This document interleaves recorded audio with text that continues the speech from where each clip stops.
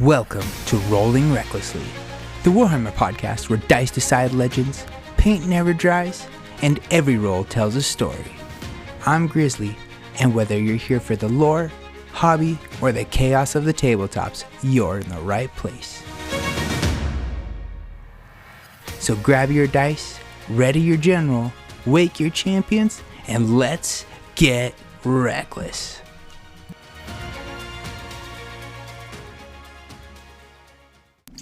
When lightning strikes, sometimes it strikes twice. Welcome back to Rolling Recklessly. I'm your host, Grizzly, and tonight we're returning to one of the most iconic factions in Age of Sigmar, the Stormcast Eternals. Last episode, we dove deep into the lore behind Sigmar's immortal warriors, where they come from, through a forging process, and the heavy cost that comes with divine power. We talked about heroes like Vandus Hammerhand and the role of the Storm Host, and why the Stormcast aren't quite the flawless golden champions they appear to be. But tonight, we're talking about what happens when the lightning actually hits the battlefield. Because Stormcast are one of the most flexible armies in the game. Elite, powerful, and capable of absolutely devastating plays. But also an army that punishes mistakes harder than most. And I've got Jesse with me again tonight, our resident Stormcast player and dragon enthusiast. I'm glad to be back, and I'm glad to be talking about Stormcast. It's the one aspect of the hobby where I feel like I am pretty versed and qualified to speak on. Yeah, I agree. You definitely, you know your Stormcast. There's been some combinations you kind of set off on me, and I'm like, oh, that was, very unpleasant. But yeah, I mean, Stormcast, you've described it to me before in the past as a toolbox army, and I agree with that. You can decide what tools you bring. You've described them as a scalpel, which is another tool. So it just, however you want to run the Stormcast, you can. You want to cage up and be defensive. You want to alpha strike. You want to counter strike. Stormcasts have pretty much any kind of like army sway you want. Yeah, they have like a build for everything. For sure. 100% agreed. So last episode we talked about who the Stormcast are. Tonight we're going to talk about how they actually play. But before we get into all the Stormcast stuff, I want to talk about what we've been working on, some of our new list, and then some of the new interesting things coming out into the Mortal Realms. So let's start at the hobby table. Before we jump back into Stormcast tonight, Jesse and I have been doing what every other Warhammer player does after tournament. Immediately start your building their list. Scorched Earth gave us a lot to think about, and I've been working on some new Sylvaneth lists that are pretty different from the monster heavy build that I was running before. Yeah, I agree with you, man. Like, sometimes you get back, especially after, some crushing defeats, and you're like, I need to rethink this list. I know I've got something in this box of models that I haven't used in a while, or that could be otherwise useful when I thought it wouldn't be. Well, I just have, cases full of models to use and, just a ton of different stuff. I really enjoyed the build that I was running before. I liked that it was not, a lot of war scrolls, I guess, Yeah. It was a lot of it was, the Tree Lords are very, very, very similar, There's one that hits really, really hard, one that just hits okay, but it shoots a little better, and then there's one that that does magic. You know what I mean? But other than that, it's basically the same hitting profile. Yeah, I mean, in the other Sylvaneth list at Scorched Earth was a big monster Sylvaneth list, so yeah. I get it. The list is viable, it is successful, it is powerful. Yeah. It's everything you want in a Sylvaneth list, so I understand why you went for those big units and you wanted to really focus in on having the big monsters. But I think, like you said, you have a lot of Sylvaneth, bro. At least over 4,000 or 5,000 points worth. And I've always said since I've seen your models, I'm like, hey, what about this unit? What about that unit? And you're like, oh man, that's kind of weak. And I'd be like, oh, okay, and I'd move on because I assume you know better than I. Yeah, well, I don't know. Now, speaking of that, I've actually reevaluated a lot. So now that I've gone back, to the drawing board, I started looking at some units. You kind of threw out the idea of dryads, and to be honest, they were kind of.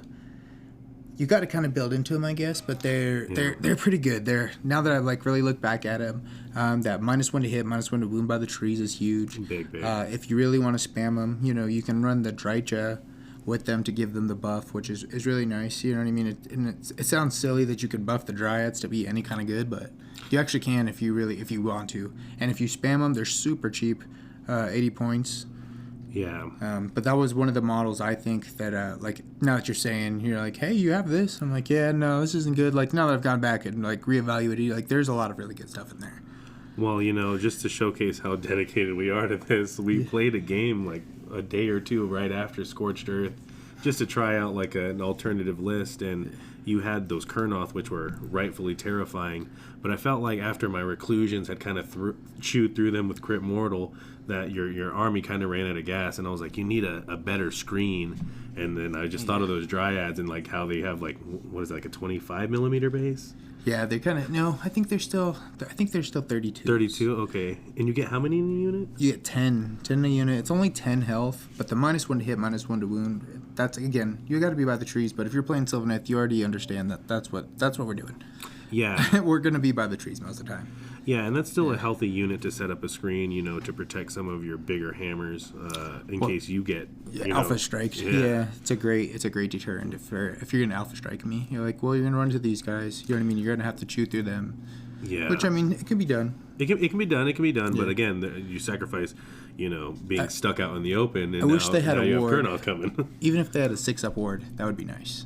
Yeah, well, your book is coming. Some new rules might help them out. I'm excited for that. But so my new list today is going to be, I'm running a lot of Kurnoth. I do 2 reinforced units of Kurnoth. That's been my favorite one. This is kind of like the list that we ran the other day. Yeah. It's 2 units of Kurnoth with great swords.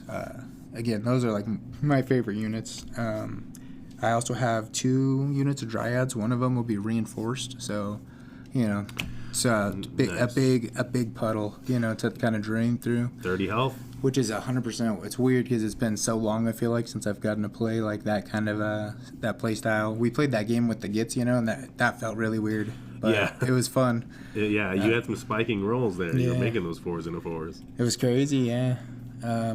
I mean, and that's something the tournament showed us too. Like sometimes just having a lot of attacks into a unit, huge. Even on 4s, even on 3s or 5s, even just having 40 attacks. Yeah, it's a lot. You're bound to roll some unless you're just absolutely terrible. Yeah. That's why I'm excited to try to do, like I think I was telling you about it, that Drytra combo with the Dryads, where you give +1 to hit attacks on your turn, and then again on your opponent's turn. Absolutely. For a +2 attacks, +2 to wound on Dryads, and then it's all out attack, gets you down to 3s and 2s with, if you have a reinforced unit on that point, where it's like, 80 attacks? 3s and 2s on 80 attacks? Yeah. I'll flip the table pregame. Yeah.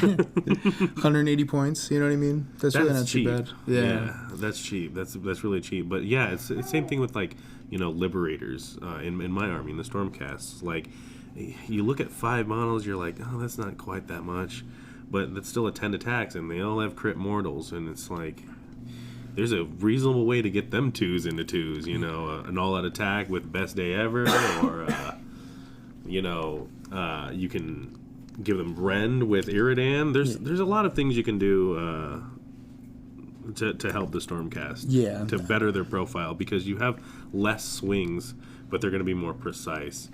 That is definitely true about the Stormcast, I've noticed. They do, it doesn't seem like necessarily a lot, but they go through, you know what I mean?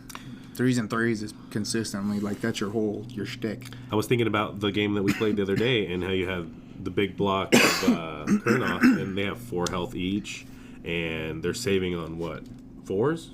The Kurnoth are saving on 4s, yeah. Saving on 4s, but if you get them on the objective, that's when they get that 6-up ward, which, I mean, isn't the greatest, but it helps, statistic-wise. If you don't roll like me, it helps, I went into them with everything in my army, and it still seemed like one model hung in on both ends of the flanks, and I was like, oh man, those things, I swung with Iridan, I swung with the Lord Terminos, I swung with Reclusions, and those guys they were eating it up. Yeah, they all lived, you know what I mean? And the nice thing about Sylvaneth is they're going to heal at the end of the turn. Yeah. As long as one's alive, you can heal. You know what I mean? Yeah. And then if you add a rally to that, it just makes it feel like that much more effective. Yeah, I see. And the Dryads with their 1 health, how does that work for healing them? Can you return Dryads? You can return Dryads, especially so we have this new formation that I'm going to run. It's the Grove of the Burgeoning. Mm-hmm. And at the end of turn, if you get to pick 1 unit within 3 inches of a terrain, it can be any terrain, it doesn't necessarily even need to be our faction terrain. Mm-hmm. And then you can heal, if they have 1 health, you can just bring back 3 models. Yeah. That's crazy. Yeah, if it has more than that, you can roll a dice, and then you can either choose to heal the amount of health, or heal or bring back up to that many models. So if And you health. would heal 3 health, it'd be 9 models that you could bring back to your Dryad? No. So, like, for example, you bring back Dryads, they only have 1 health. Mm-hmm. So they just get 3 models back. Oh, okay. So you'd go from 7 to 10. You know what I mean? Okay. If you're a Kurnoth, what you would do, since they have 5 health, is you would roll a dice. The Kurnoth are 5 health? They're 5 health. That explains why they were able to eat everything. Yeah, 30 wounds is is quite a bit. 30 on a 4-up with a 6-up ward if you're on objective. That is a really impressive profile. Yeah. I think they ate your prosecutors, and then right after went in and then had to fight, like, granted your reclusions and... Yes. Reclusions, a full healthy unit of them that's reinforced is going to be 19 attacks with crit mortal. Yeah. So it's a big swing, and a lot of times I'm hitting at least 4 or 5 of those mortals, and they're 2 damage each. Yes. So it's big. Like, I think reclusions don't get talked about. They're kind of like overshadowed a little bit by Annihilators, but that Ren 2 damage 3. Yeah, I get it. They're like your versions of Kurnoth. Yeah. But, I mean, I think your list is safe in the hands of those Kurnoth. And I saw that even past our game, you added Drycha in, so... Yeah, the Drycha I just think combos really well. And I'm really hoping in the new book that we just get the Drycha Soggy War Scroll as her War Scroll. Yeah, I can relate with the Iridan Soggy War Scroll. I want that to be permanent. Like, I just want to have that. Yeah. Like, just let us keep that one. You can literally take everything else back. I like the artifact a lot, but you can take it all back. Let me keep that one. Yeah. Especially, they just pushed out a bunch of Drycha models with the last Battle Force box. So, and then I think the last 2 Battle Force boxes had Drycha. Yeah, they went. I mean, if you wanted tree lords, if you wanted giant tree monsters, you were getting them if you were getting Battle Force boxes in the last few years in Sylvaneth. Yeah. And every time I see a Battle Force box for Sylvaneth, I'm like, this is good value. I was like, you've got an army that's easy to get into if you want the good stuff. Yeah, especially now, like, I'm kind of liking the Dryads so much. Like, that new box, I think it's just Tree Lords and Dryads. Yeah, I mean... Or it's a Drycha and Dryads, like, which is pretty nice. Like I said, the tournament really taught me, like, how valuable Battle Line was. We'll talk about it later in the show, but there's definitely, like, units that get their shine, and maybe you just read over their battle scroll too quickly. Yeah, I think you're right. That going back and really reevaluating, kind of like looking through, and I think like we were talking earlier, like with the toolbox, you know what I mean? Like, just like make sure you're picking the right tool. Definitely. I think there's like a job everyone's got to do. You know what I mean? And sure. If you're like, now you're really like seeing like, I could really use somebody to do this right now. Yes, bro, absolutely. I mean, one of the ones that just like pops like right forth to my mind are like my Vindictors. Like one of the first like kits I ever got. It's just a simple little battle line that I have reinforced, but they get strike first on being charged, and they have anti-charge +1. That's very nice. I was just like, was I just blind when I was reading my battletome? Like, did I just like gloss over this too quickly? Yeah, well, because you have so many. There's so many war scrolls to go through for you guys, especially. Yeah, and I'm sure when the edition like flips, there'll be even more. And it's just, and I'm sure some just like pop, especially when you're looking at the model. You're like, what does that guy do? You're like, that guy looks sick. I want to play that dude. We have a lot of Legends models. That's a terrible part about our army. Yeah, you guys have a ton of Legends models, but even then, I think you still have more models than everybody else. Yeah. Like, I think you account for like 60% of the models in the entire game. And I feel like I've bought one of each kit at least, but What, you're like missing Ionis? Missing Ionis. Yeah. I need some Stormstrike Guard. Bastion would be nice. Celestin Prime. Yeah. See. Speaking of Stormcast, what's in your new list? What are you running now? So I was talking about those Vindictors, right? I feel like the way that the movement is in Sigmar is people can get a unit across the board. I feel like every army can get a unit across the board. 100%. All the way across, from the back of their deployment to the back of your deployment. I just feel like... We played that one turn, and I just yeeted the Kurnoth and the bugs across the board, like, right away. And 100% I saw it coming. Yeah. And, you did. You set up perfectly for it. I just knew it was like, we have 10 minutes, to play this game. Let's just try to get in there. Here's the crushing reality of that. Is like, I was able to get all of your Kurnoth in my turn, but I lost all my Prosecutors, bro. And that was 600 points of Prosecutors. Yeah. That just popped. Pow! I think you didn't kill a full unit, so I could have just kept bringing stuff back, potentially. Yeah, so, like, while I want a bunch of Prosecutors in my list, these guys are missiles, you know what I'm saying? Like, they are. You know what I mean? You can win a war with missiles, but not missiles alone. Yeah. I need some boots on the ground, and I think this is where I'm throwing some Vanquishers in the list, and I told you about them with getting strike first if they're charged, having anti-charge +1. These will be a good guys to just kind of stand in the front and die, because they're gonna die. They're still a 3 up, 2 health each, so 10 health, 20 health if it's a reinforced unit. But, that's the one that I'm going to be sacrificing, that Vindictor unit. It's crazy. When I thought Liberators were a unit of 10, and then I asked you earlier, I was like, you don't have no 10? We were talking about it a little bit earlier, You have no models with 10. Right, yeah. Or no units. Yeah, so none of our units come with a 10 pack of models. Like 10 Stormcast is usually reinforced.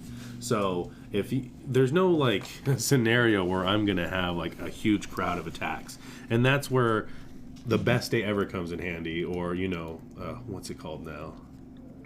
I should know this. Their finest hour. Yeah, their finest hour. Their finest hour now, but. That's going to give you the +1 to wound, so now you're into 2s on all Stormcast profiles. So you just need an all-out attack to get your 2s into 2s. Yeah, 2s into 2s with a 2-up save. Mm-hmm. So, and if they're striking first, the Vindictors, and then I'm all-out attacking, and I chose to be their best day ever, because I knew they were going to be charged, then... Yeah. It is such a vanilla mechanic, but it's so good. It is such a vanilla mechanic, but yeah, with your limited number of models and your limited number of swings, you gotta try to get 2s into 2s, bro. Yeah, you're like, well, but the nice thing is, since you're only running 5 units, at least a 5th of them are gonna be supercharged. Yeah, that's and then true. as they die, that increases basically. You have to use the finest hour should be utilized every turn, and that's challenging, bro. It's challenging to know what unit is gonna be in combat. Because there's counter charges, you know what I mean? Yeah. There's failed charges. You might be like, I'm a best day ever, this guy. He's about to rock. And then he rolls a 3-inch charge. Yeah, they definitely, they want you to press them. You know what I mean? And that's kind of how Sigmar plays it. You know what I mean? He just drops these guys in, yeah. You know what I mean? You can see they can do, a little bit of a siege, but they really are good at, dropping in and wrecking people.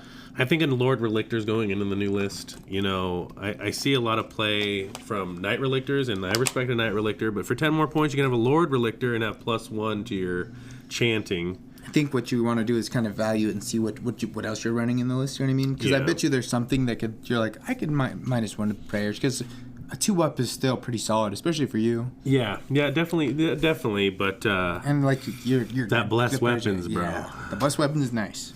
I don't think I've been utilizing that enough in our games or in my games, period, because you really rely on banking that ritual point either in your opponent's turn or in your preemptive turn before your next turn. Well, you translocate a lot. Yeah. You translocate a lot, which is, huge. Yeah. You know what I mean? The fact is we want these prayers to go off, man. I need these blessed weapons. You know what I mean? I feel like 10 points isn't too bad for +1 to cast. You know what I mean? Yeah, it's not too bad. And and I might just even in my new list, not even have spells anymore, just more prayers. I just feel like I'm getting more value out of the prayers. Although, speaking of what I'm adding to my new list, the Storm Coven. Let's talk about the Storm Coven.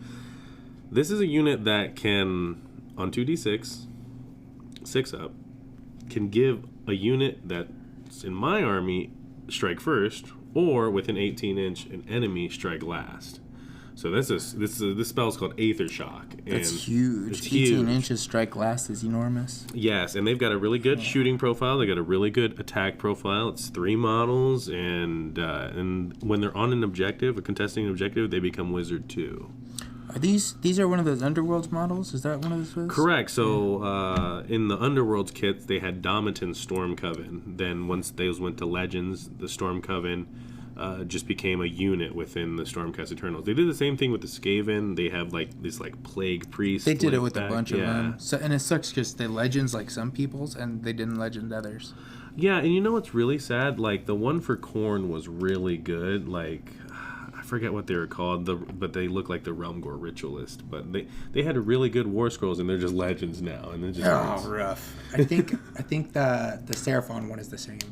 Oh, yeah. Like, it's a decent, like, war scroll. Yeah. But it's like, oh, you Legends it, so it just doesn't even feel right anymore. It does, like, it gives, like, it's, like, 3 models, and one has, like, a cast, one has, like, a, like, you -1 from wounds or something per turn. Mm-hmm. I mean, we talked about it when we got back from the tournament, how, like, Krondys, he's just a little bit too expensive, and he's not doing enough in my list. And once I took him out, bro, it's like, I had so much more points to work with. Stormcast, they're not incredibly expensive to, like, when you go down to your battle line units and some of your smaller units. Like, yeah, of course a guy on a dragon is going to cost 300, 400 points. Of course a dude on the eagle is going to cost 300, 200 points. But, you know, when you get down to your little guys in armor and just a few weapons, it starts to get a lot cheaper. I can relate to that. I just took Alariel out, you know. Yeah. like, great model, you know what I mean? Like, I love what she does. I think she did great at the tournament, but it's like 600 points at least. You know what I mean? That's a lot. Like, this is so much more other models. I just feel like she has to, like, yes, exactly. It's like, do you know how many other jobs get done for 600 points, you know? Yeah. Like, how many other roles are filled that, like, can be done at the same time? And now you can kind of play the game without the stress of keeping her alive. Yeah, that is huge. I wish we had, like, a better, like, revive mechanic other than her, you know? But it's not bad. Yeah, you said during the tournament it went off reliably, so... Yeah, there was a couple games where every turn it went off. I mean, speaking of the revive mechanic, you know, in my army, you know, we have Heaven Sent, so in my movement phase I can bring back half of a unit. So if that Storm Coven that I'm talking about gets popped or whatever, I have a way to bring my wizard back. Whereas when Krondys was getting popped, there it goes. Yep, Magic's out of the game. Yeah. So it feels good to have these smaller units that I just had in a bin. Some of them already painted and ready to go, and I can put them into my army. So we're talking Vindictors, we're talking the Storm Coven, bro. Like, these are good things. More Prosecutors. I just feel like without Krondys taking up 500 points in my army, 520 points, I'm just able to put so many more men on the field. yeah, exactly. It's funny, you can see a big difference, like, looking at your army across the table. Yes. Because before it was, like, 6 units. You had this, like, this little squad. It was over here, you know? I had 6 units, and 3 of them were in his ear. Yes. Yeah, exactly. It's like there's nobody over there. Yeah, it's just exciting to get some new stuff on the table. You know, it's not new as in we already had it, maybe already built and painted, like I said, but it's new to, like, play, because I've got a lot of models that I just had put away and I had theory crafted, maybe built a list on the app, but I never actually was like, okay, I'm going to start playing this model now. And last time I played the Storm Coven, you just unbinded everything, so you made it sour for me. yeah. You played, I only got to play, like, my Seraphon as a 2K list maybe once, you know? Yeah. And it was that one time, and it was the Krondys and Slan. Yeah. So it's like, yeah, any magic you were going to do is not going to, it just wasn't going to happen. Yeah, Slan, the Mirrors, the Croak Bomb. Oh my gosh. Yeah. I mean, it went into me like freaking the knives from the Daughters of Khaine, bro. Yeah, you know, we're talking about recursion, I think, with the Slan. So I've been looking at these new lists, especially since, like, the new Sylvaneth book is coming out pretty soon. So I don't want to get too, like, committed to any of the units in case they get nerfed and then I get crushed. Yeah. But I will say, like, these last, like, 3-4 books that have come out have been all really, really good. Yeah. We just saw Nurgle run the tables. You know what I mean? Yeah, Like, that was scary. There was 12 different people there that were running Nurgle, and, like, the top, like, 10 of them were Nurgle. Yeah, and the book's like a month old. Yeah, 2 months old. Lumineth was there. I don't think ours had, like, the greatest turnout for Lumineth, but it wasn't the worst. And then Immaculately painted Lumineth. Yeah, and then they're doing really well. I think they have a really high win percentage rate. Yeah, cool models. Zinch, I know we didn't see any at the tournament, but I think that's just because it's such a techie model, or a techie army, especially for how new it is. Yeah. You know what I mean? Like, people are going to have to get used to it before they try to, like, run it competitively. I could see that. Yeah, I know that their Fate dice thing changed. Yeah, it's gone. Yeah. I think there's, like, you can do, like, a Regiment of Renown that maybe has it, but I think they do something else. Now, they get Fate points. And, like, when certain situations occur, they accrue a point. Okay. And then, like, they can spend these points, or, like, some models, when they're holding the points, will have, like, certain abilities. You know what I mean? Like, they'll get a buff or something if they have 3 Fate points.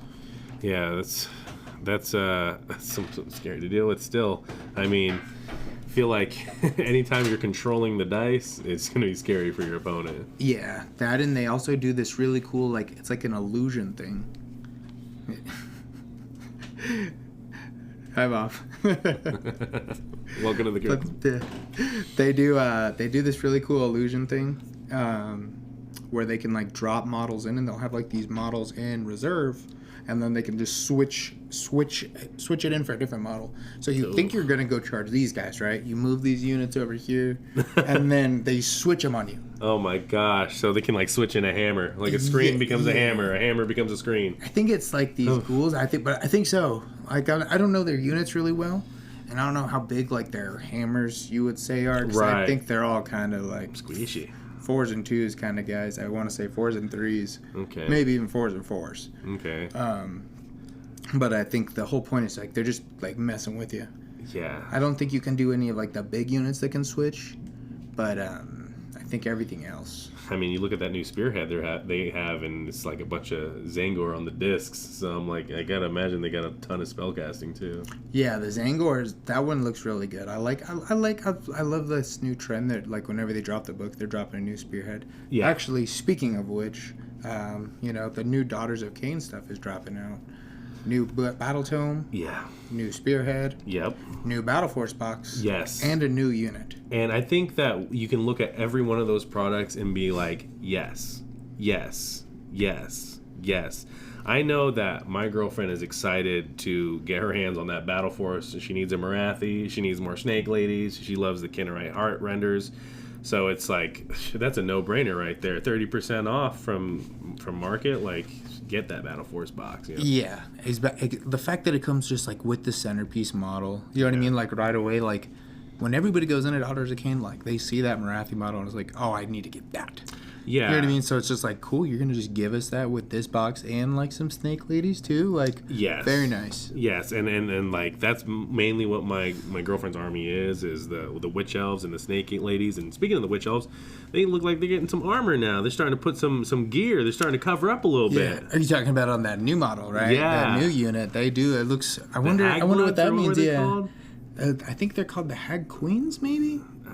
No, the Hag Queen is definitely like a named character. I think they were called like the Hag Bloods or something like that. But they're fully armored, so you got to feel like they finally might have like a 3-up save, 4-up save model. That would be nice. Something that doesn't just die the second you look at it. Yeah. I mean, having the T-shirt save on an entire army is probably got to be frustrating. Yeah. They kind of like give you Morathi to like make up for it. Yeah. But once you realize like how to kill Morathi, I guess it's pretty easy. I can't speak from experience, but after like I've seen like the theory behind of how to kill her, I was like, I guess I could see if you're doing a consistent amount of damage. You know what I mean? If you can hit your 3 every turn, the Blood Hag. That's what the new model's called. They're called Blood Hags. Okay. Yeah.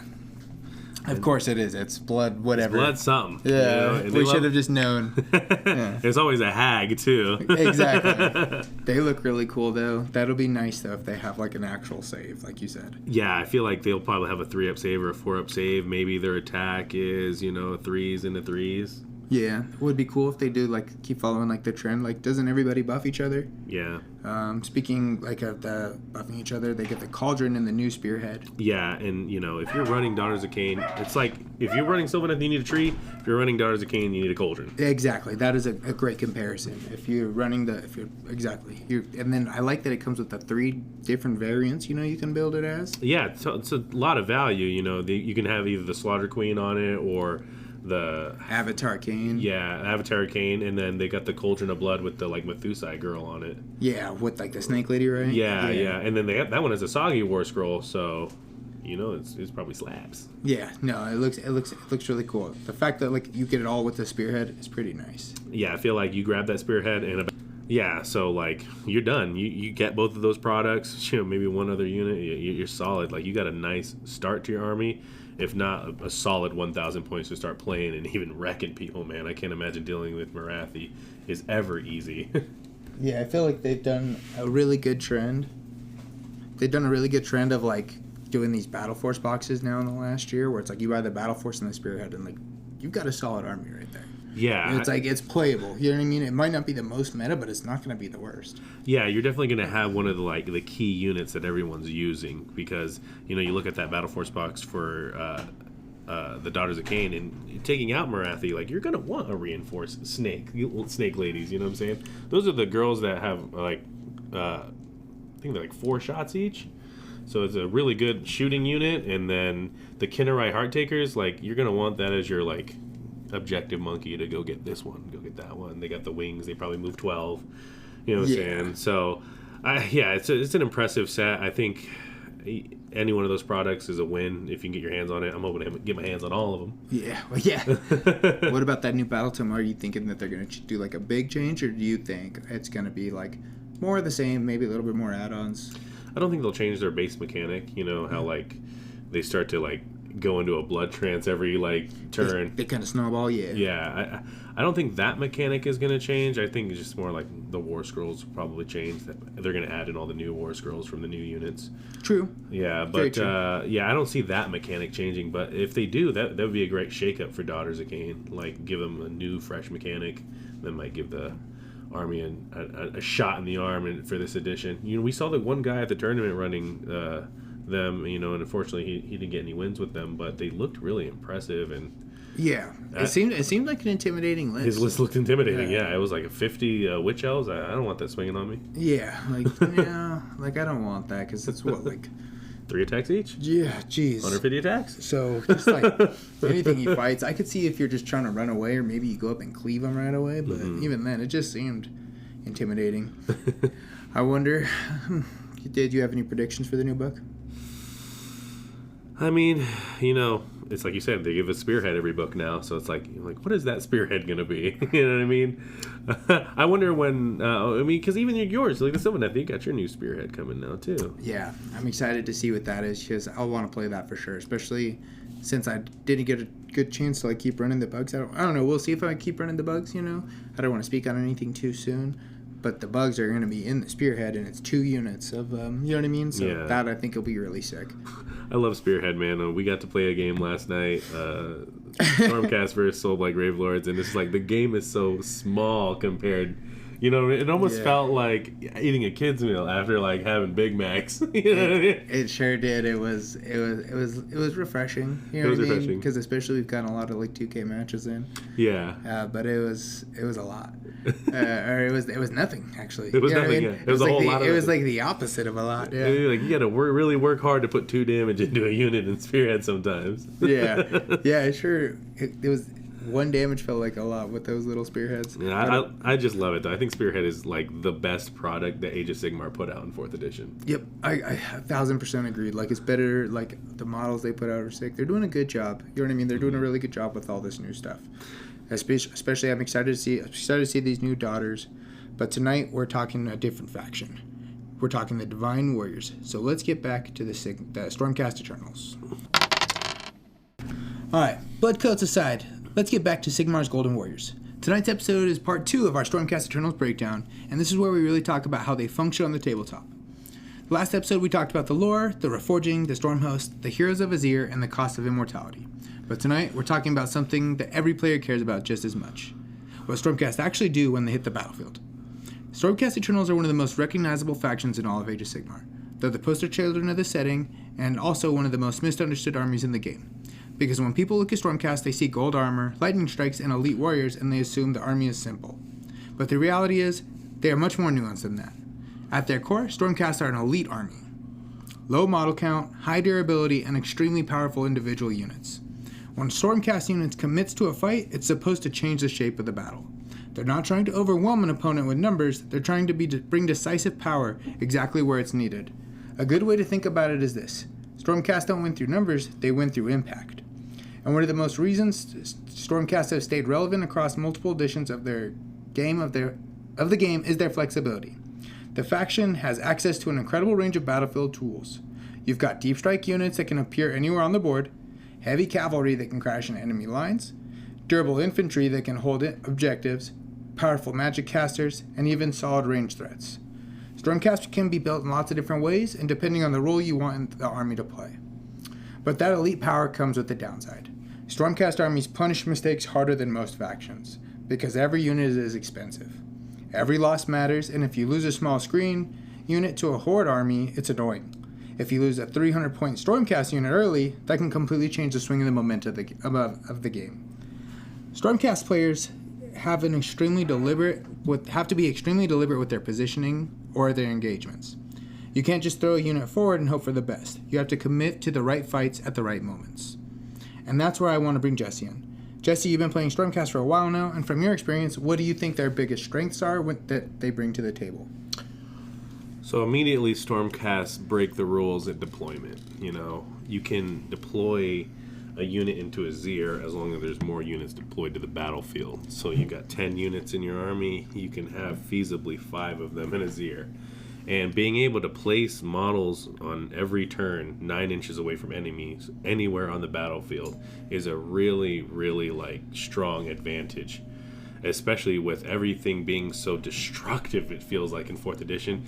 Being able to hide some hammers or hide some key heroes to a later point in the match, I just feel like that's a super, super big advantage. And that's one that I had to really learn the hard way, whether I was capable of being a sound deployment guy or not, because I felt like in the beginning of the edition of 4th, I would put stuff on the table, you would run across, destroy them, and then I'd be like, well, there's that.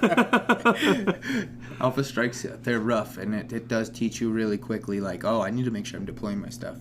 So if you don't have a screen, it makes it kind of rough. Yeah, measuring your deployments, knowing your ranges, that's... knowing your opponent has the opportunity to go first. Yeah, knowing your opponent's ranges and whether they have run and charge, you know what I mean? Things like this, it makes deployment kind of stressful as a Stormcast player because, we have low model counts. Everybody looks at Stormcast and there's this misconception that, oh, look at all that armor, they must be super hard to kill. But with Rend being out of control, anti-monster, anti-hero, anti-infantry, all of these keywords are going against that save. You know what I mean? And you can feel overwhelmed pretty easily as a Stormcast player. You're like, okay, my MSU unit is 5 models. Yeah. It's 3 models. It does seem like that, like we were talking about earlier, nothing is more than 5. You know what I mean? Yeah. So even reinforced, you have 10. There's a lot of, we saw it this weekend, people reinforce their models to 20 easily.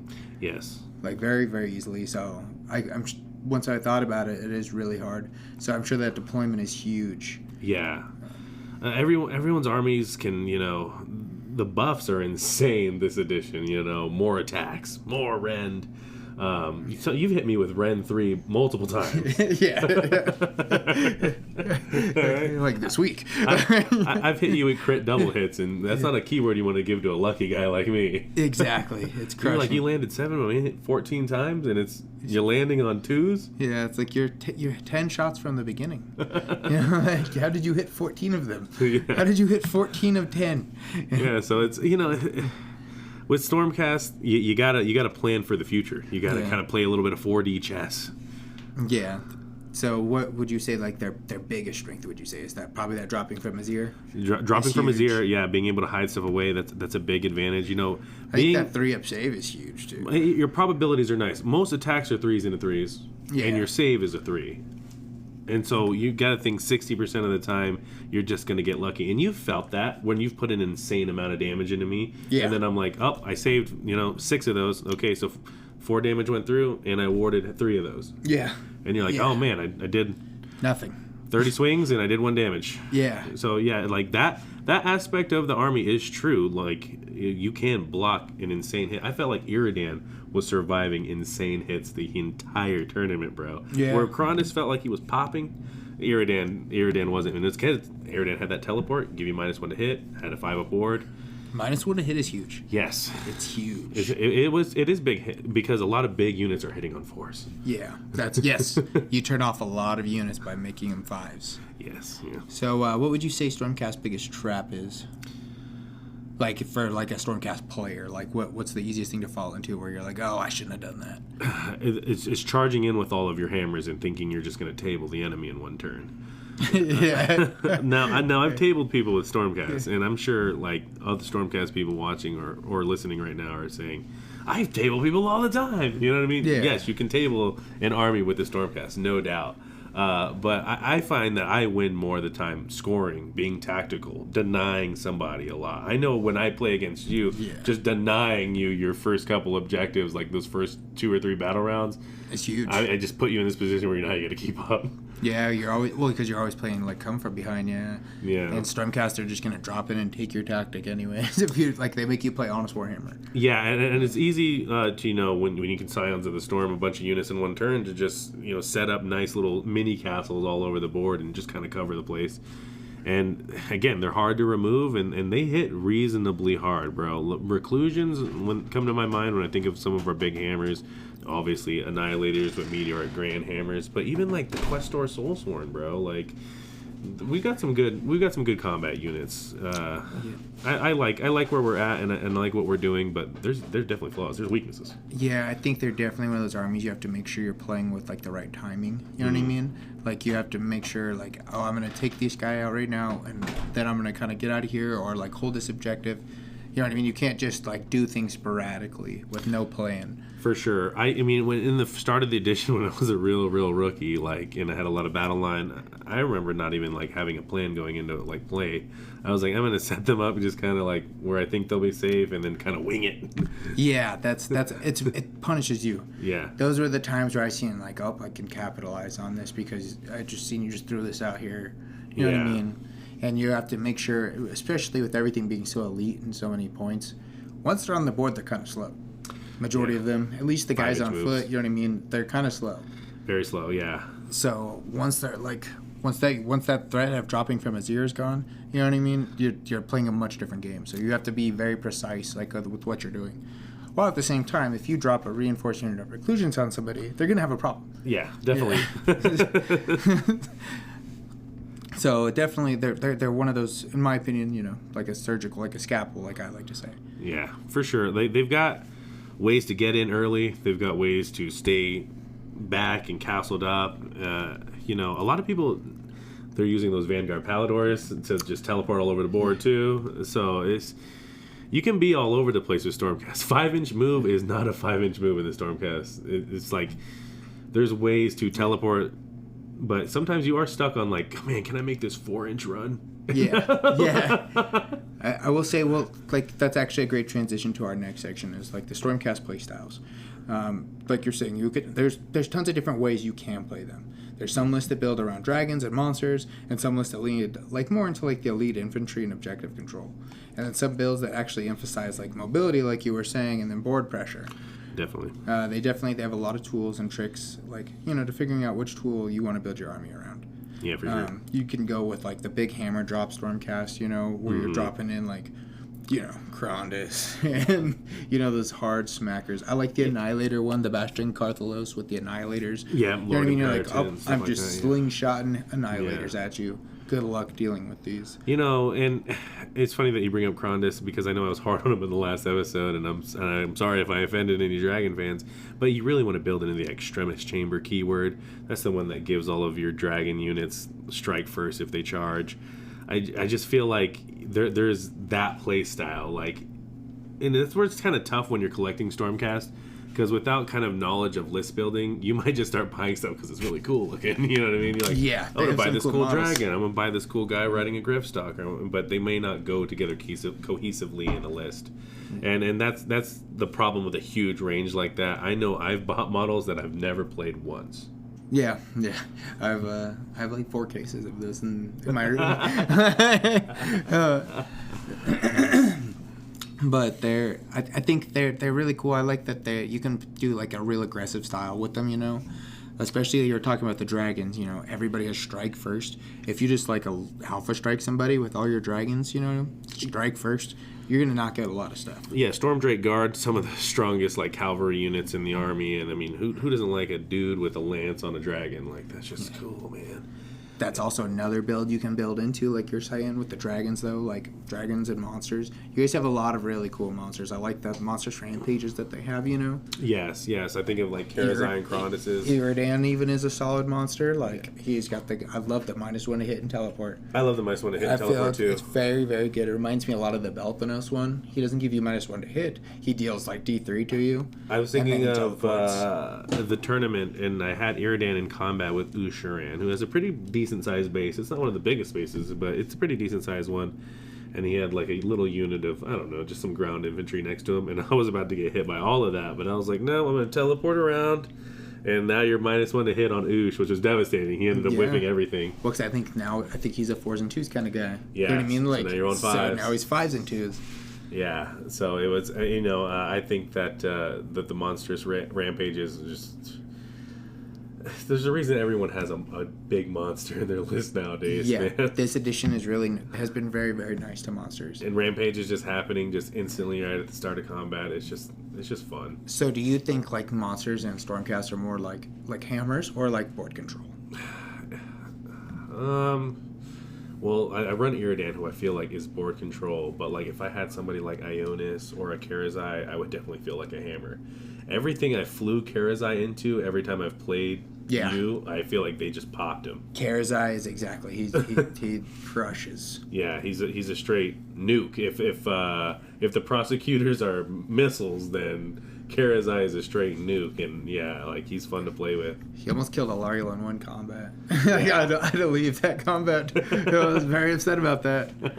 I was like, this is not good. And that was on your charge. Yeah. That was with clapback. Exactly. Well, Karazai, he takes 5 damage, he does more damage. He takes 10 damage, he's doing like double damage, so it's like... Yeah, you were damaged, so you were smacking hard. And I was hoping that would happen more in the tournament, but things would just charge him and kill him. Yeah. There's another approach that you can also take to Stormcast is you can just run a bunch of elite infantry. You guys have a lot of really cool infantry units. We saw that at the tournament with the Meteoric Grandhammers list. So you could just run in there and smash with the Annihilators. You guys have the Reclusions or infantry. Yeah, there's pretty good infantry right there. The Questor Soulsworn, bro, like... That's one of the Warcry super underrated. Yeah. I'm happy you're seeing them a lot more now in the tournaments. People are running 3 units of them. 6 models, like bro. 3s into 3s, Ren 1, damage 2. Like, and then you pick a quest mark, right? Quest mark and objective. They get 5 up ward and 3 more control score on that objective. So and then it's 3 units that you get with a 5 up ward. You know what I mean? That's crazy.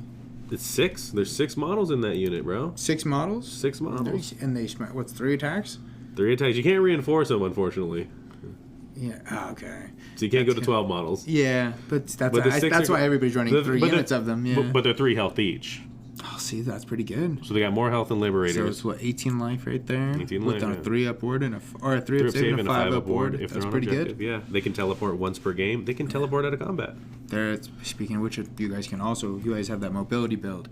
Prosecutors, you know what I mean? My favorite. First day ever, 5 up ward. Yeah. Run up the table, 3d6 charge.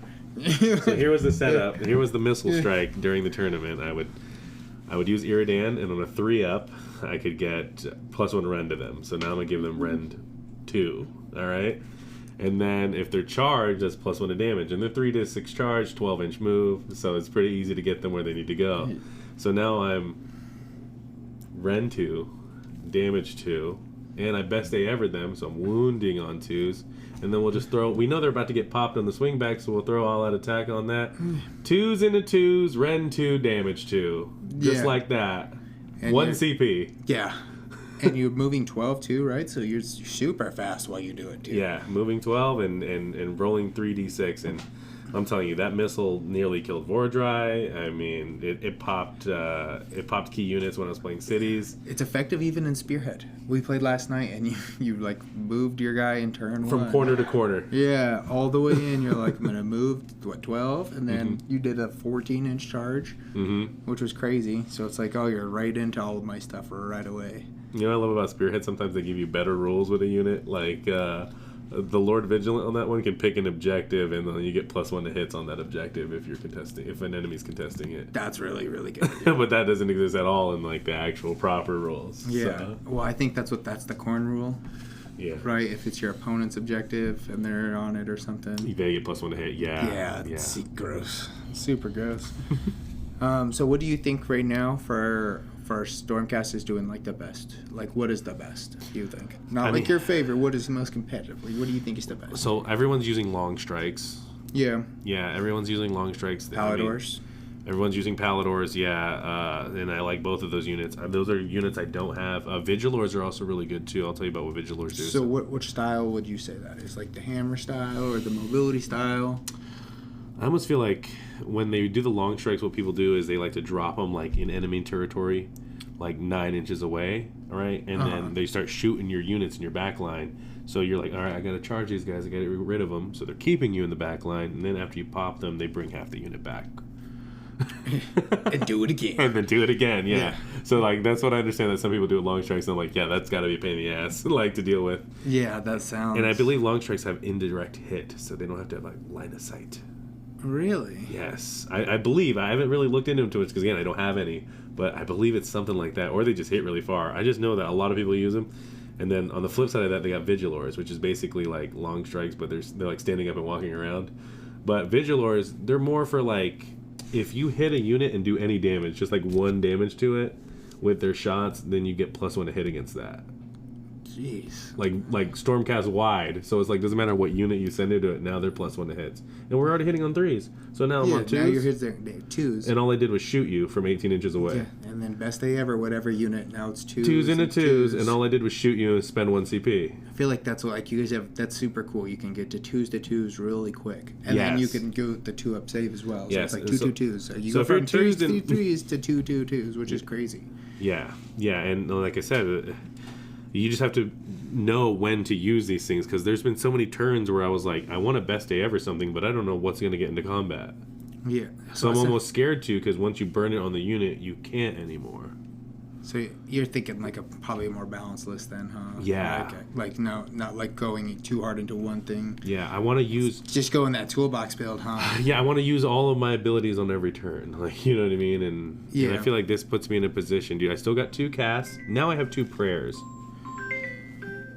So this list will have more casting and more prayers, and it costs way less points to get that on deck. Granted, I'm losing my big cool dragon, but I get some really cool units in its place. So you got to be smart with your points when you're playing competitively. You know what I mean? Like, yes, there is the rule of cool, but you got to be efficient with what you have on the table, and it's a lot more easy to be efficient when you have more on the table. Yeah, you gotta spend your points wisely, right? For sure. So that's one of the reasons that Stormcast are such an enduring faction in Age of Sigmar. They can adapt. They can build them. You can build them aggressively. You can build them defensively, or you can lean into like monsters, infantry, or mobility. But no matter how you build them, you're still working with an elite army that rewards very careful play. And that brings us to our next important part of the discussion, because once you understand how Stormcast armies are built, the next question becomes which units actually make those playstyles work. So let's talk about a few key units that define the Stormcast on the tabletops. So now that we've talked Stormcast playstyles, the next big question is which units actually make those playstyles work. Because Stormcast have a pretty deep roster, but only a handful of them really show up again and again in competitive lists. Some of them are big anchors for the army, and some are precision tools. And some are just incredibly efficient for their points. So let's go through a few units of the Stormcast that really define them on the tabletop. One of the first big ones is Krondys. He's your centerpiece model. He brings a lot to the table. Super powerful monster. He has 2 casts, +2 to casting. Is that what it is? Yeah, he's got 2 casts, and he got +2 to his cast, so he's reliably getting manifestations off. He's reliably getting any of your spell lore off. He's just a really good caster, and and then he's got the 2 spells, so he gets the 2 unbinds. So he's just a really good, and it's like a spellcaster with teeth. Doesn't he have the Monstrous Rampage as well? He does have the Monstrous Rampage, so some things in combat with him, you roll a dice, and then all of a sudden they can't use commands anymore. Oh, see, so you turn off a lot of people's defenses or attacks? Yeah, so you turn off somebody's all-out defense and then swing into them, and he's... Crushing. He's got crushing attack profiles, and I feel like both Krondys and Karazai have crushing attack profiles. Karazai obviously has a better attack profile because he doesn't have the magic, but I feel like I've popped models with Krondys just as easily too. Yeah, I mean Karazai definitely the more fighty one, but Krondys hits hard as well. Like, don't underestimate that at all. Where I messed up with Krondys in the tournament is that I didn't have a good bodyguard unit for him. A lot of people use Praetors because that'll give him a 5-up ward. But, you know, I even wish I just had, like, some Vindictors or some Liberators with them. Like, just something to kind of, like... deter you from running just into him. Just running into him, yeah, because I felt like people were just cavalierly running into him. I was just kind of, like, trying to... Sometimes I'd keep him on the flank. Sometimes I'd try to keep him in the middle to just be imposing. But either way, I just felt like people were going right at him. So I was like, maybe I should have had the Dracothian Tempestors with him the whole time. Yeah.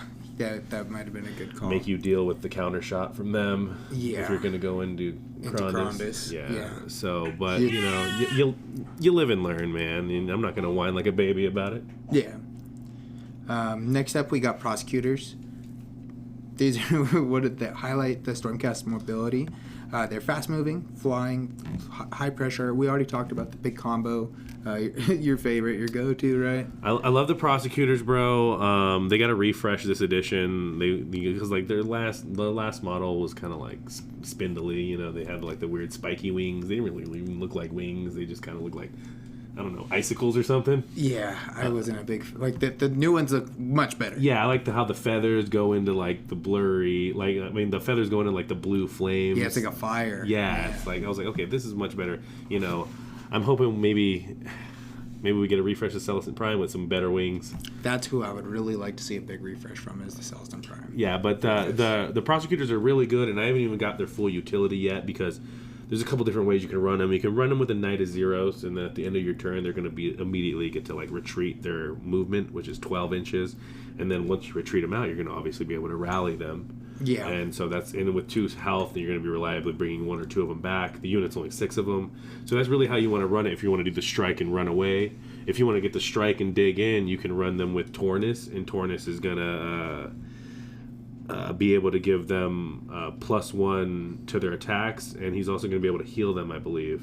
And these are things I haven't run. I have the model. I have the Knight of Zeros / Tornus, and I just haven't run it because, you know, the range is so vast. I don't know what's going to be good and what I'm going to like. Yeah. But I like the Prosecutors. I like that movement. Even their whiffy attack, bro, because, you know, the damage profile is on D3. You know, they're 1 attack each, 3s into 3s. It can be a little whiffy, but just getting 1 through, bro, I'll do 3 damage. Yeah. And then like they shoot, right? That's the shot that I'm talking about. Yeah. 10 inches. It's a shot each. So with the full healthy unit, 6 of them on a reinforced, and so 6 shots, done some 3 damage. You know what I mean? You spike. That's what 12 damage, like pretty solidly. I mean you're meant to come up to them, shoot them, and then charge into them, and hopefully kill them. And then immediately move or immediately retreat if you don't kill them. Yeah. And that's a really cool tactic. And my new list that we were talking about earlier in the episode, it has a Knight of Zeros in it. So I'm going to be able to add some more trickery to my Prosecutors. And then 1 CP, you can bring it back, right? 1 CP, half a unit comes back. And, you know, if it's that reinforced unit, then I get just a full unit of Prosecutors back. So nice, yeah. See, that's solid, I think. So you get a lot and then you get all the utility out of them as well. For sure. You know, there's been so many times, though, where I spent that CP in the course of battle, and I was just like, I'm going to... man. So don't forget to save that CP for your movement phase, buddy. So another important piece we got next is the Lord-Relictor. You know, he's the prayer. He's got the +1 to praying, right? Yeah, so he's got +1 to chanting. He's your Lord-Relictor. He's got 1 chant, and he's got a pretty decent attack profile, and he's got saves on 3s, and he's got 5 health. He's not your combat unit. He can do combat, but he's not your combat unit. He's going to be your translocation. I was going to say one word: translocation. Your translocation, healing storm, blessed weapons. These are the things. I mean, blessed weapons goes off on a 6, so just being able to get that off on a 5, maybe on my turn, like that'd just be amazing. And blessed weapons, for those who don't know, it gives you +1 to attacks. Which shout out to our boy Jed. He showed me the value of adding attacks to a profile. Yeah. He's like, these give +1 to attacks, this gives +1 to attacks. Yeah, I'm like, okay, so they have 6 swings each? Fantastic.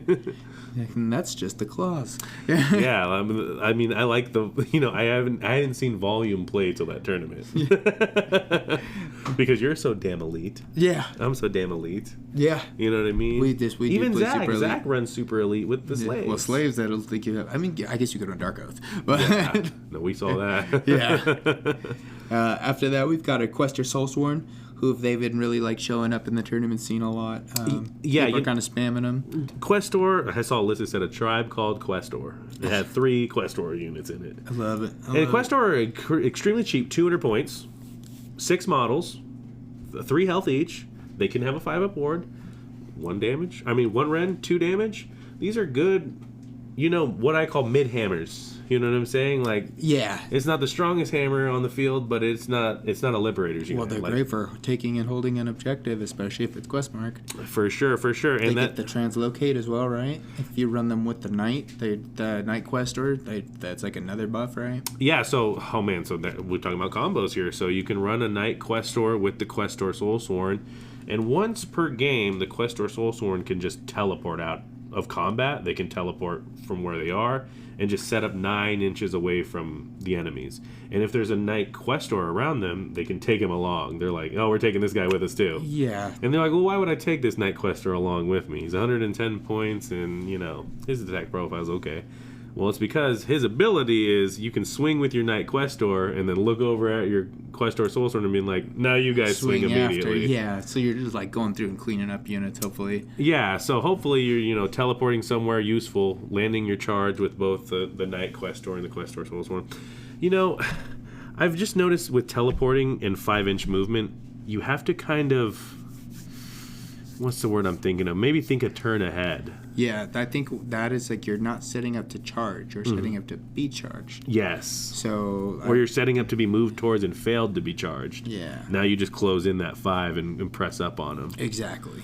So movement it's for models that only move 5 inches, you'll have a whole range like Palladors, any of the Griffin models, any of the Dragon models. Now you got 12-inch move. So you just got this dichotomy, like half my army moves 12, the other half moves 5. Yeah. So actually, speaking of that weird, Stormstrike Palladors are going to be our next big unit. I know you don't really run any of them because I have that same fear that you do. With they're going to get Sunset. They're going to get Sunset. Yeah, they're such a cool looking model. We were at Gamers Guild yesterday, and I went and looked through all the Sigmar stuff, and they had some there, and I was like, dude, these are awesome. There was one weekend where Allie had to talk me out of buying fucking 2 boxes of them because they had the 2 boxes and I had the money on me and I was just like, do I want to go into this big block of Palladors? And then I'm like, I'll just wait. But yeah, these guys just simply teleport on a roll, I believe. Is that what it is? And they shoot as well? It's called like Ride the Aetheric Waves or something like that. But yeah, these guys just go straight. They'll be, like I said, it seems like in Sigmar, you can be across the board turn 1, no problem. Yeah. And in Vanguard Palladors, everyone's using them. They'll use the different builds of them too. The like Stormstrike Javelin ones. They've got... Oh, that's cool. They have multiple variants. There's different builds of them, yeah. And that's like your guys' big cavalry unit, right? Besides the Prosecutors. Yeah, because, you've seen my Dracothian. Like, it's not a huge block of cavalry. It's just a handful. Yeah. Yeah, and those They're guys only are... 2 apiece. Yeah. Yeah, those are support pieces at best. Yeah. But those Vanguard Palladors, man, I honestly think that just the popularity and the way that they're selling kits... that they're not going to be Sunset just solely on that. Yeah, you're going to crush a lot of people. Yeah. Like, I've seen like some metas, like 100% that's their thing, is they run a bunch of Palladors. Yeah, for sure. After that, we've got our Vanguard Raptors with the Longstrike Crossbows, which this also another super meta unit. I mean, this is a super recognizable model. It's the guy who's got like the crossbow propped up on the tripod. Yeah. You know what I mean? They got I think they have the boat bases, right? Like I think so, and it's like a 30-inch range shooting or something. Yeah, it's something insane like that. And I want to look at the War Scroll, but I feel like they have some kind of indirect fire too. But yeah, everyone is using long strikes, and I can see why shooting is powerful as hell in 4th edition, bro. Yeah, shooting is really strong. I know they like try to debuff it by making that obscuring so big, especially with the new edition where you can make that You can make the objectives obscuring. Yeah, activate a place power, obscure an objective. I felt like they had to do that for certain armies that, like, you know, could just be shut off right off the table. You know what I'm saying? Yeah. I felt like a KO into Khorne that could just shoot him before they even get close.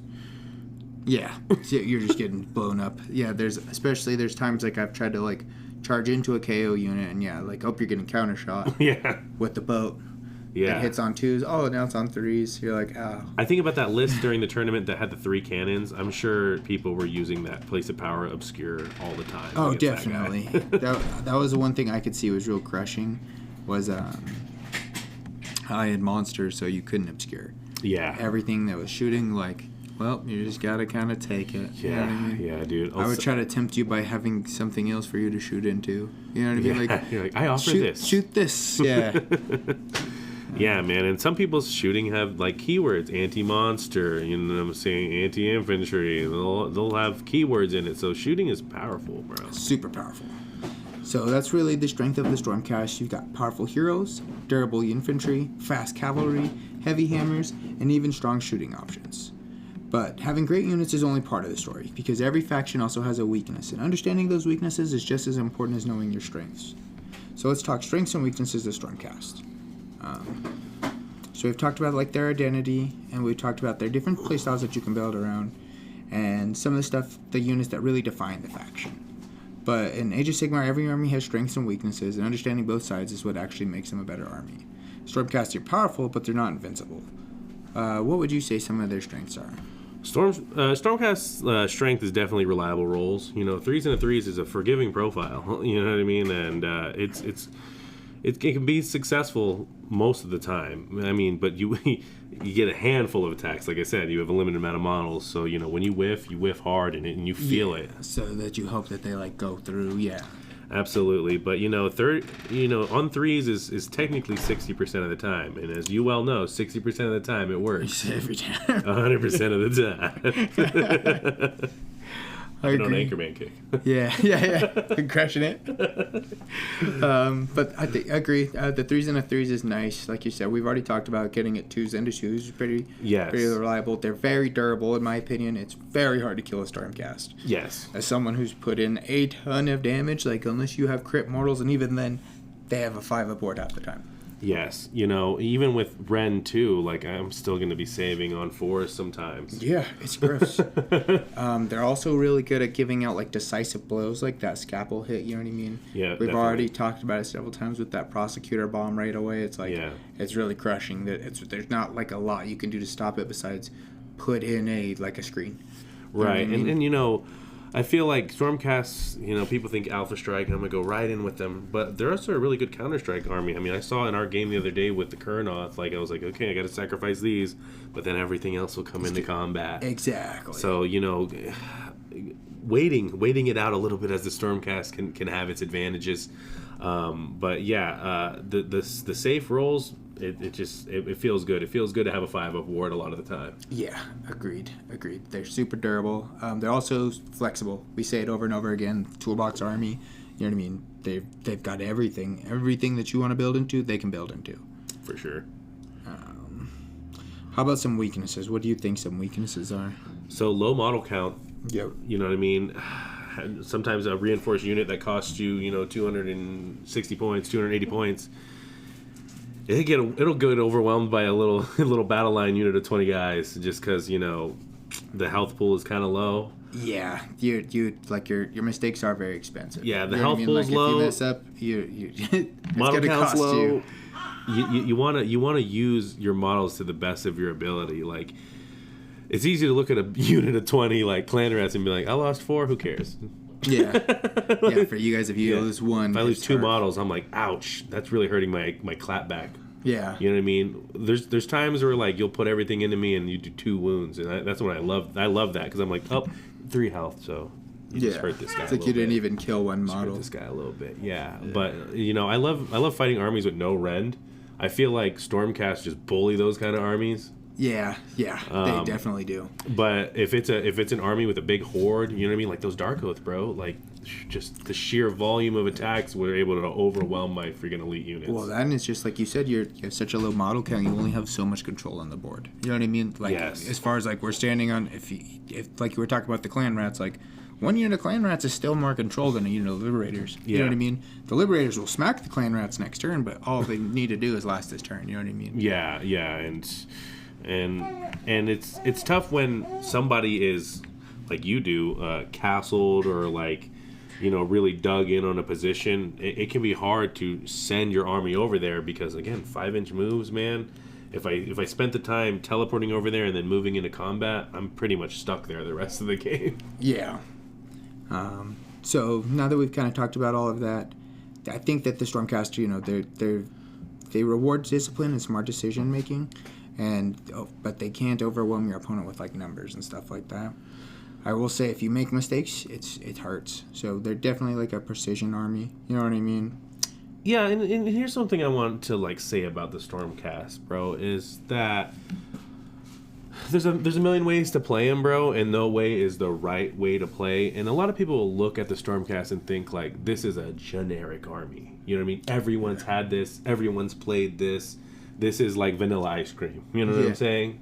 But there's a big misconception, bro. Like when you have a range this vast and we're in 4 editions deep, like there's a million ways to burn this army, bro. And so you wanna take the time and really, like I said, do the research on what goes with what. And usually that's like chamber based. You got your Vanguard chamber stuff, your Ruination chamber stuff, and your Extremis chamber stuff. You want to kind of like hone in on one of those chambers so that you have better synergy. Yeah. But there definitely is, like, I know I mix the Vanguard chamber with the Ruination chamber a lot, or the Warrior chamber with the Ruination chamber a lot.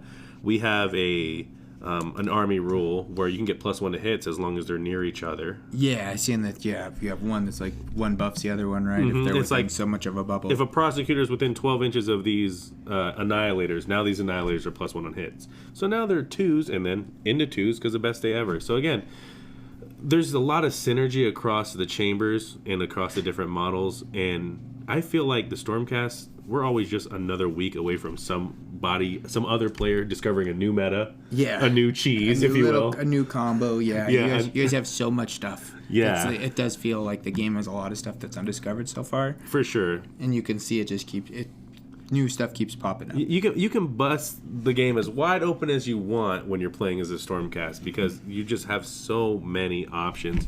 And then like I said, like no two Stormcast armies I've encountered are exactly the same yet. Yeah. And I thought I would run into that, especially like with the Ruination being pretty good. I thought everybody was like, why would you run anything not Ruination right now? But then I saw that Annihilators list, and I was like, oh, that's why. That's why, yeah. Well, especially because like the Skaven Tide box was so popular now. I figured you would see a lot of that. It was cool to see somebody else running something different. For sure, yeah.